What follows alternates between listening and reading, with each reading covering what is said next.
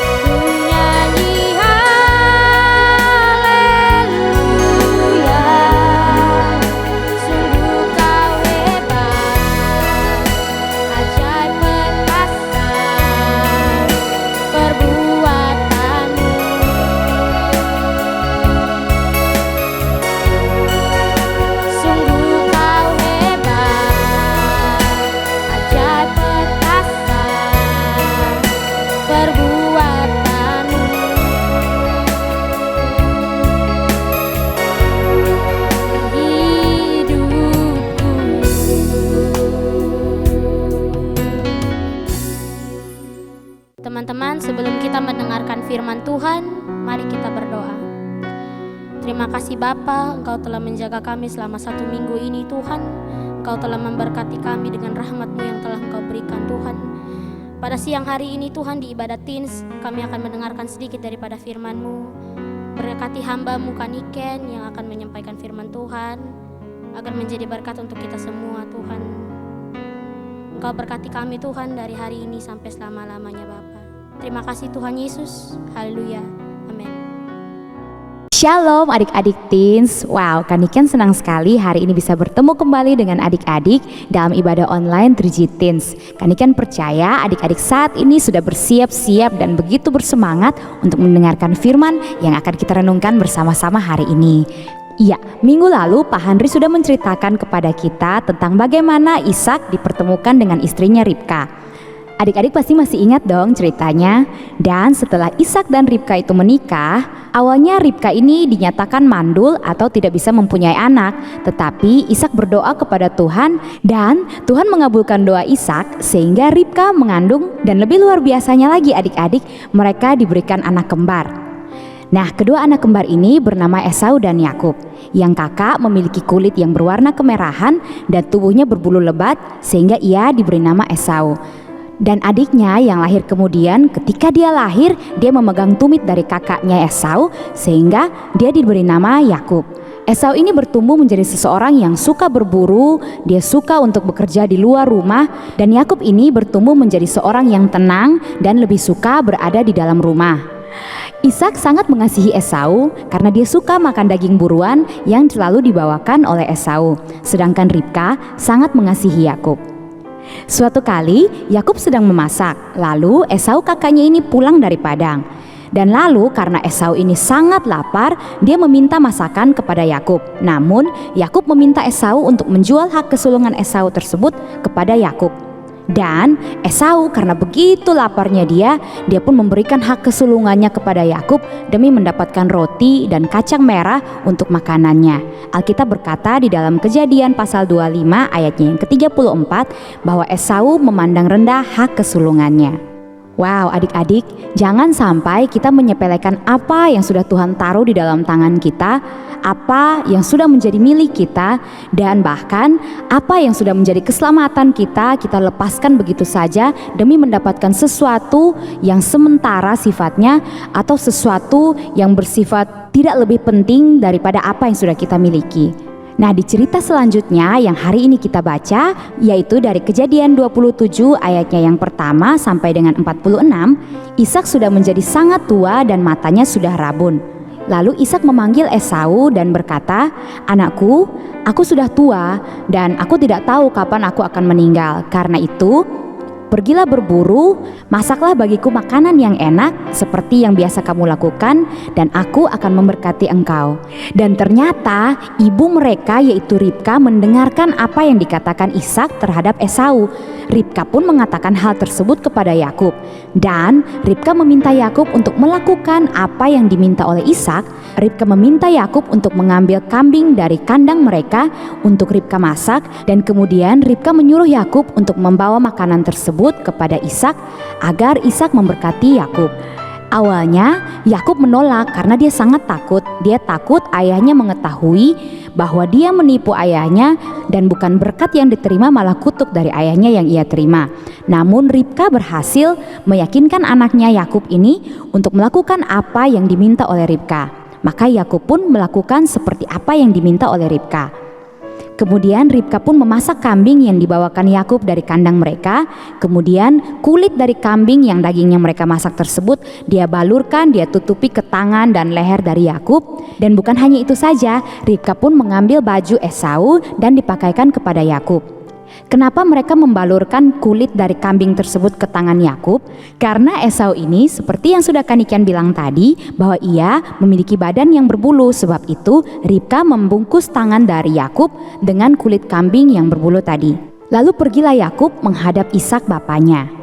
Ketika Ishak bertanya, "Siapakah engkau?" Yakub menjawab, "Akulah Esau anakmu." Awalnya Ishak sedikit kebingungan karena yang dia dengar ini suara dari Yakub. Tetapi ketika dipegang tangannya berbulu seperti anaknya Esau. Ishak pun menyuruh dia untuk mendekat dan mencium Ishak. Ketika dia mendekat dan mencium Ishak, Ishak menjadi yakin bahwa ini Esau karena dia mencium bau dari pakaian Esau yang dipakai oleh Yakub. Maka Ishak pun makan dan kemudian memberkati Yakub dengan berkat yang sudah ia sediakan yang harusnya untuk diberikan kepada Esau. Adik-adik dapat membaca hal tersebut di dalam Kejadian 27 ayatnya yang pertama sampai 46 ya. Kemudian setelah Yakub ini selesai diberkati oleh Ishak, dia pun pergi meninggalkan Ishak. Saat Yakub pergi meninggalkan Ishak, kemudian datanglah Esau membawa hasil buruannya, dan dia pun melakukan seperti apa yang diminta oleh bapaknya. Dia memasak hasil buruannya tersebut dan dia membawa kepada Ishak. Dan tahukah adik-adik, ketika Esau datang menemui Ishak dan dia berkata, "Bapa, ini bangun dan makanlah. Aku sudah membawakan hasil buruanku yang sudah kumasak. Bangunlah Bapa dan berkatilah aku." Ishak pun menjadi bingung.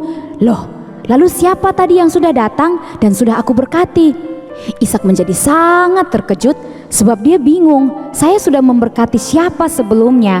Ketika Esau tahu bahwa berkat yang harusnya menjadi miliknya itu sudah diberikan kepada orang lain, menangislah Esau sejadi-jadinya. Alkitab berkata, Esau meraung-raung dalam kepedihan hatinya. Esau bersikeras tetap meminta kepada bapaknya Ishak untuk tetap memberkatinya. Namun Ishak tidak bisa berkata apa-apa lagi. Ishak sudah memberikan berkat tersebut kepada Yakub adiknya.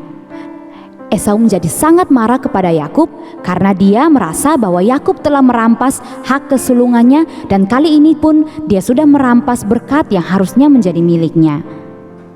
Dan karena Esau terus meminta dan menangis kepada bapaknya meminta untuk diberkati, maka Ishak pun memberkati Esau dengan berkat yang masih dapat dia berikan di luar dari begitu banyak berkat yang sudah dia berikan kepada Yakub sebelumnya. Nah, apa yang bisa kita pelajari dari cerita Esau dan Yakub kali ini adik-adik?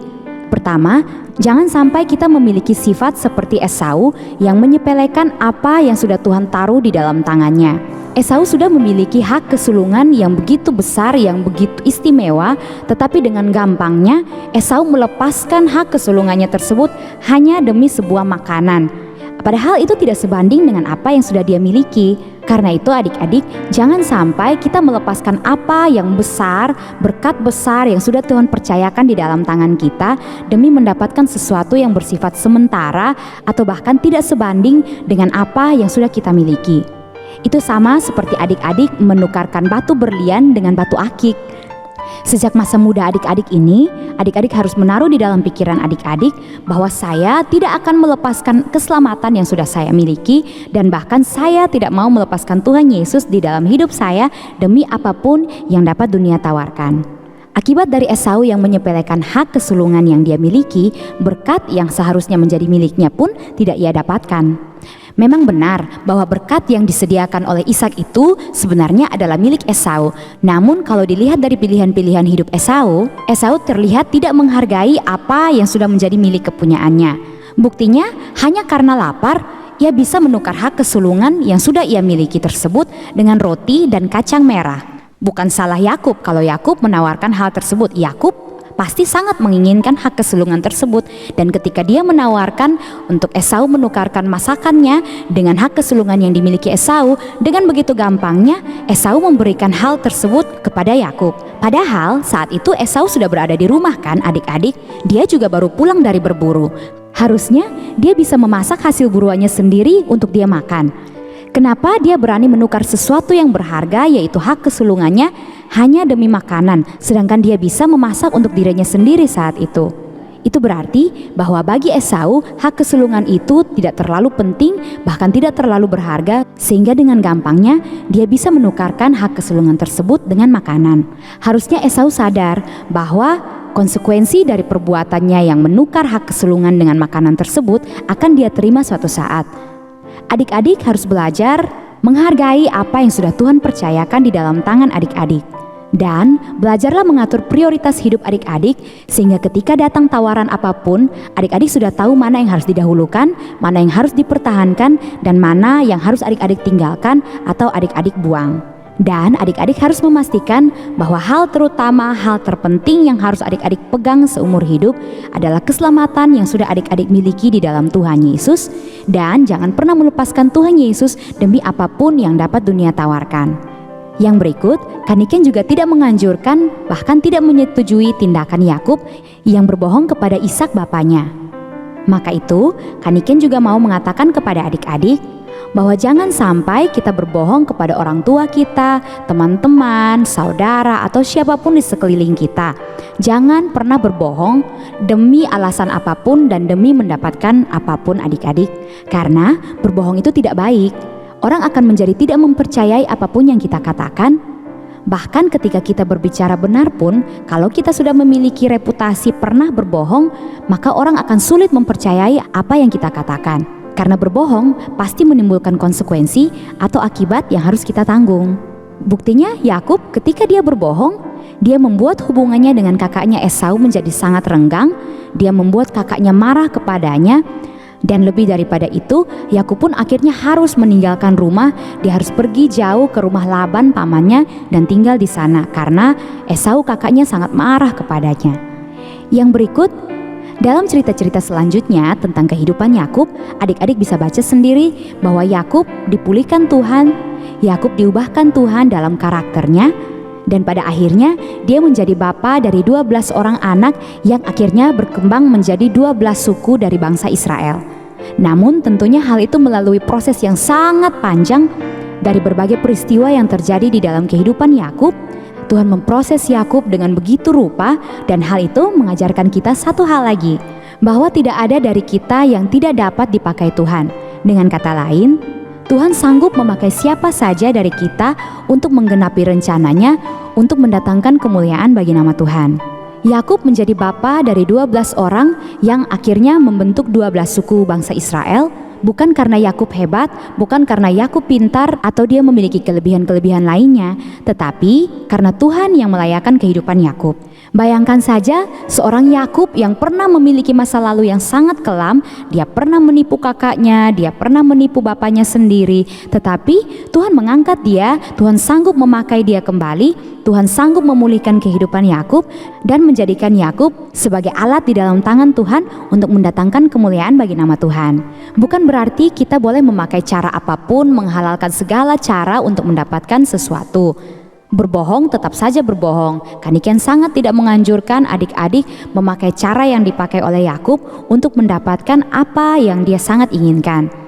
Namun, Kaniken mau mengatakan bahwa Tuhan mampu memakai siapa saja dari kita yang mau taat untuk diproses dan yang mau taat untuk diubahkan Tuhan lewat setiap firman kebenaran yang kita dengarkan. Karena itu, ketika adik-adik mendengarkan firman, ketika adik-adik merenungkan firman Tuhan, jangan sampai firman yang adik-adik dapatkan tersebut hanya menjadi pengetahuan di otak adik-adik, tetapi adik-adik harus bertanya kepada Tuhan, dari firman ini Tuhan, apa yang harus saya rubah dari kehidupan saya hari ini? Satu kalimat terakhir yang akan menutup perenungan kita siang hari ini, adik-adik, belajarlah menghargai apa yang sudah Tuhan percayakan, apa yang sudah Tuhan taruh di dalam tangan kita. Karena jika kita tidak menghargai apa yang sudah Tuhan percayakan di tangan kita, hal itu bisa hilang dari hidup kita. Dan jangan marah, jangan kecewa ketika konsekuensi dari pilihan kita tersebut terjadi di dalam hidup kita. Oke, adik-adik, renungan kita sudah selesai. Ayat hafalan kita hari ini terambil dari Amsal 3 ayatnya yang ke-7. Amsal 3 ayatnya yang ke-7, Kanikan bacakan ya buat adik-adik. Janganlah engkau menganggap dirimu sendiri bijak, takutlah akan Tuhan dan jauhilah kejahatan. Oke adik-adik, sekarang kita akan berdoa. Mari adik-adik tutup mata dan kita akan berdoa menutup perenungan firman kita siang hari ini. Bapa yang ada dalam kerajaan sorga, Bapa yang kami sembah di dalam nama Tuhan Yesus, kami mengucap syukur Tuhan untuk waktu, untuk kesempatan yang masih Tuhan berikan siang hari ini untuk kami merenungkan firman kebenaran-Mu Tuhan Yesus. Ajar kami Tuhan untuk menjaga karakter kami, ajar kami untuk mau taat diproses di dalam firman-Mu Tuhan Yesus. Ketika firman-Mu datang, biar firman itu mengubahkan kami semakin hari menjadi semakin serupa dengan Engkau Tuhan Yesus. Ajar kami untuk menghargai setiap apapun yang sudah Engkau percayakan di dalam kehidupan kami Tuhan, dan memakai itu untuk mempermuliakan nama-Mu Tuhan Yesus. Kami mohon berkat-Mu Tuhan turun atas setiap anak-anak, untuk setiap adik-adik teens yang saat ini sedang mendengarkan firman-Mu Bapa. Biar setiap firman kebenaran yang kami terima siang hari ini Tuhan Yesus tidak berlalu begitu saja, tetapi terus kami renungkan setiap hari dan membawa perubahan bagi hidup kami Tuhan Yesus. Kami juga akan memberikan persembahan Tuhan, persembahan syukur kami atas segala kebaikan yang sudah Engkau berikan di dalam kehidupan kami Tuhan. Dan biar setiap tangan-tangan yang sudah menyiapkan persembahan siang hari ini Tuhan, Engkau memberkati. Dan biarlah setiap persembahan yang diberikan oleh anak-anak-Mu ini Tuhan berguna untuk pekerjaan Tuhan di dalam rumah-Mu yang kudus. Terima kasih Tuhan, di dalam nama Tuhan Yesus Kristus kami berdoa. Haleluya, amin. Oke adik-adik, persembahan adik-adik dapat diserahkan kepada orang tua, dan nanti orang tua adik-adik yang akan membawa ke Gereja Sitri Pemulihan Kupang. Sekarang kita akan berdoa lagi untuk doa syafaat kita. Yang pertama, kita akan berdoa untuk setiap adik-adik teens dan semua keluarga agar senantiasa aman di dalam perlindungan Tuhan. Dan yang kedua, kita akan berdoa bagi Gembala Gereja Sitri Pemulihan Kupang, Pastor Charles Besi dan keluarga. Dan yang ketiga, kita juga akan berdoa bagi bangsa kita, bangsa Indonesia. Lebih khusus, kita akan berdoa untuk provinsi kita, Nusa Tenggara Timur, dan Kota Kupang di mana kita tinggal saat ini. Mari adik-adik, kita tutup mata dan kita akan berdoa kepada Tuhan. Bapa yang baik, kami kembali datang ke hadapan hadirat-Mu Tuhan Yesus, mengucap syukur untuk setiap kasih setia-Mu di dalam kehidupan kami yang tidak berkesudahan. Kami berdoa saat ini Tuhan, memberkati setiap anak-anak-Mu, anak-anak teens yang senantiasa setia mendengarkan firman kebenaran-Mu dan yang bertumbuh di dalam firman-Mu Tuhan Yesus. Bapa, kami berdoa memberkati setiap anak-anak-Mu Tuhan dan setiap keluarga mereka, papa, mama, kakak, adik mereka di dalam nama Yesus. Engkau menjaga, Engkau melindungi Tuhan Yesus, biar mereka senantiasa aman di dalam perlindungan-Mu Tuhan, khususnya dalam masa pandemi ini Tuhan Yesus. Biar mereka Engkau berikan kesehatan, Engkau berikan kekuatan, Engkau beri penjagaan-Mu yang sempurna Tuhan Yesus. Engkau beri mereka hikmat, Engkau beri mereka akal budi Tuhan Yesus, sehingga mereka tetap dapat belajar dengan baik Tuhan Yesus. Bapa, kami juga mau berdoa saat ini Tuhan, mendoakan untuk Pastor Charles Besi dan keluarga, Gembala Gereja Sitri Pemulihan Kupang. Kami berdoa di dalam nama Yesus, perlindungan Allah ada bagi keluarga gembala kami Tuhan Yesus, dan biar hikmat yang dari Tuhan terus turun, pengurapan yang dari Tuhan terus ada bagi kehidupan keluarga ini Tuhan, sehingga gembala kami Tuhan Yesus terus Engkau pakai untuk mempermuliakan nama-Mu Tuhan Yesus, dan terus Engkau pakai menjadi saluran berkat, menjadi saluran firman kebenaran-Mu Tuhan. Kami juga mau berdoa Tuhan Yesus untuk bangsa kami, bangsa Indonesia. Kami berdoa memberkati bangsa kami di dalam nama Yesus. Engkau menjadikan menjadikan segala sesuatu baik adanya Tuhan. Kami berdoa memberkati pemimpin-pemimpin kami mulai dari yang tertinggi sampai yang terendah Tuhan. Biar setiap kebijakan yang diambil Tuhan Yesus sungguh-sungguh mendatangkan kemuliaan bagi nama-Mu Tuhan, dan mendatangkan kesejahteraan bagi setiap kami yang tinggal di dalam bangsa ini Tuhan Yesus. Terima kasih Tuhan Yesus, kami menerima berkat yang datang dari Engkau Tuhan. Biar damai sejahtera yang dari Engkau Tuhan Yesus, dan kasih setia pemeliharaan dari Roh Kudus terus menyertai kami semua mulai dari sekarang sampai dengan Tuhan Yesus datang kembali. Dalam nama Tuhan Yesus Kristus kami berdoa, haleluya, amin. Nah teman-teman, ibadah kita sudah selesai. Jangan lupa menghafalkan ayat hafalan kita yang ada di bawah sini. Dan jangan lupa mengerjakan aktivitas yang telah diberikan ya. Kiranya Tuhan memberkati kita semua. Sampai jumpa minggu depan. Bye.